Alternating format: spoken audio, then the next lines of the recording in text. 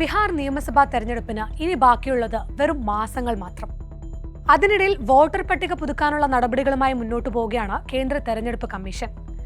എന്നാൽ വോട്ടറാണെന്ന് തെളിയിക്കാനായി കമ്മീഷൻ ആവശ്യപ്പെടുന്നതോ പാസ്പോർട്ടും മെട്രിക്കുലേഷനും അടക്കമുള്ള സാധാരണക്കാരുടെ കയ്യിൽ ഒന്നുമില്ലാത്ത രേഖകൾ.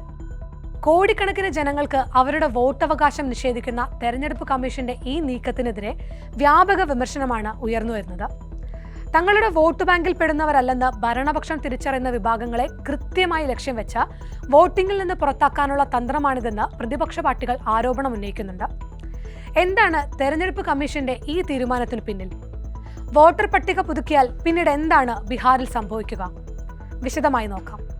ഈ വരുന്ന നിയമസഭാ തെരഞ്ഞെടുപ്പിൽ 2003 വോട്ടർ പട്ടികയാണ് ആധികാരികമെന്നും ആ പട്ടികയിൽ ഉൾപ്പെടാത്ത എല്ലാവരും രേഖകൾ സമർപ്പിച്ച് വോട്ടറാണെന്ന് തെളിയിക്കണമെന്നുമാണ് തെരഞ്ഞെടുപ്പ് കമ്മീഷന്റെ നിർദ്ദേശം. എന്നാൽ വോട്ടറാണെന്ന് തെളിയിക്കാനായി തെരഞ്ഞെടുപ്പ് കമ്മീഷൻ ആവശ്യപ്പെടുന്ന രേഖകൾ ഏതൊക്കെയാണെന്നതാണ് വിചിത്രം. ആധാർ കാർഡോ വോട്ടർ ഐഡിയോ തൊഴിലുറപ്പ് കാർഡോ ഒന്നും കാണിച്ചാൽ വോട്ടറാണെന്ന് തെളിയിക്കാനാകില്ല. പകരം വേണ്ടത് passport, matriculation certificate, permanent resident certificate, forest right certificate, OBC SC/ST certificate, family register, land certificate എന്നിവയൊക്കെയാണ്. കൂലിപ്പണിക്കാരും കർഷകരും ചെറുകിട തൊഴിലാളികളുമൊക്കെയായ ബീഹാറിലെ ഗ്രാമങ്ങളിലെ സ്കൂൾ വിദ്യാഭ്യാസം പോലും നേടിയിട്ടില്ലാത്ത അതിസാധാരണക്കാർ വോട്ട് ചെയ്യണമെങ്കിൽ പാസ്പോർട്ടും മെട്രിക്കുലേഷൻ സർട്ടിഫിക്കറ്റും എല്ലാം ഹാജരാക്കണമെന്ന അതിവിചിത്രവാദം. ജൂലൈ 25-നകം വോട്ടർ പട്ടികയിൽ പേരു ചേർക്കാൻ ആഗ്രഹിക്കുന്നവർ അപേക്ഷ സമർപ്പിച്ച് ഈ രേഖകൾ ഹാജരാക്കണമെന്നാണ് നിർദ്ദേശം. ഭരണകൂടം നടത്തുന്ന സെലക്റ്റീവ് എക്സ്ക്ലൂഷൻ ആണിതെന്ന് പ്രതിപക്ഷം ശക്തമായി ആരോപിക്കുന്നുണ്ട്. പുതിയ നിർദ്ദേശപ്രകാരം 2 കോടിയിലധികം ജനങ്ങളാണ് വോട്ടർ പട്ടികയിൽ നിന്ന് പുറത്താകാൻ പോകുന്നത്. വോട്ടവകാശം ലഭിക്കാനായി തെരഞ്ഞെടുപ്പ് കമ്മീഷൻ ഹാജരാക്കണമെന്ന് നിർദ്ദേശിച്ച ഈ രേഖകൾ ബീഹാറിലെ ഭൂരിപക്ഷം ജനങ്ങൾക്കും സർക്കാർ തന്നെ നൽകിയിട്ടില്ലെന്നതാണ് യാഥാർത്ഥ്യം.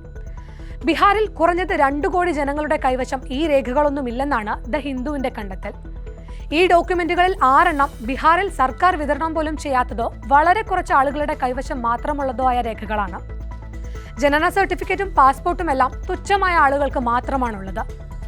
സംസ്ഥാനത്തെ 7.9 കോടി വോട്ടർമാരിൽ 4.74 കോടി പേർ തങ്ങളുടെ സർട്ടിഫിക്കറ്റ് കാണിച്ച് വോട്ടറാണെന്ന് തെളിയിക്കണം.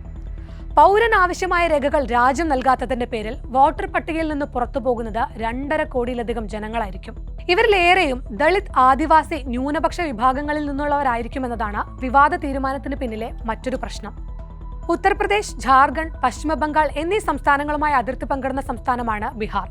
ഇതിൽ UPയുമായി ചേർന്ന് നിൽക്കുന്ന പട്ന ഉൾപ്പെടെയുള്ള നഗരപ്രദേശങ്ങളിലെ മധ്യവർഗ ഉന്നത വിഭാഗങ്ങളിൽപ്പെട്ട വോട്ടർമാരെ ഇത് കാര്യമായി ബാധിക്കില്ല. ബീഹാറിലെ മധ്യവർഗ വോട്ടുകൾ ഭരണമുന്നണിയെ സംബന്ധിച്ച് തങ്ങൾക്ക് അനുകൂലമായ വോട്ടുകളുമാണ്.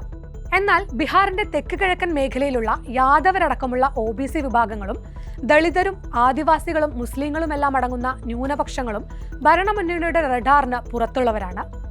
RJDക്കും കോൺഗ്രസിനും CPI-MLനും തൃണമൂൽ കോൺഗ്രസിനുമെല്ലാം സ്വാധീനമുള്ള ഈ മേഖലകളിൽ നിന്നുള്ളവരെ വോട്ടർ പട്ടികയിൽ നിന്ന് പുറത്താക്കാനുള്ള ഗൂഢലക്ഷ്യമാണ് ഈ തീരുമാനത്തിലെന്ന വിമർശനം ശക്തമായി വരുന്നുണ്ട്.